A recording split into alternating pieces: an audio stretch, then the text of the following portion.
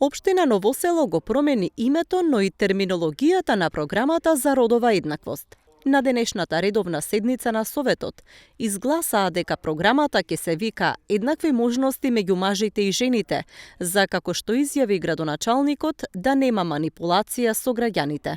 Нема да дозволиме терминолошки нашите граѓани да бидат манипулирани. Стрикно е наведено што се подразбира под машки и под женски пол и со ова, на овој начин, реално сакаме да ги заштитиме правата на жените и ги охрабрувам моите колеги, градоначалници и останатите кои носат јавни функции да го заштитат семејството, затоа што семејството е најважно пред се за креирање на новите генерации кои доаѓаат по нас и на овој начин ќе спречиме било какво делување и манипулација кај граѓаните со термините род и родов идентитет. Божинов вели дека во самата програма е точно дефинирано што се подразбира под поимот маж и жена.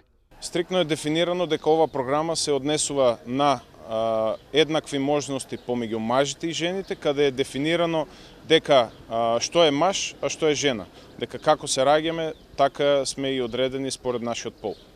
Ново село е втора општина по струмица која прави интервенција во термините родова еднаквост.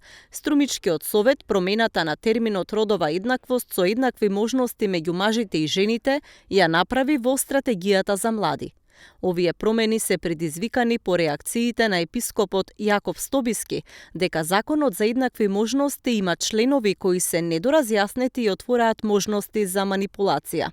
Од Министерството за труд и социјална политика пак велат дека законот нема да се донесе без јавна расправа во која ќе се вклучени сите засегнати страни.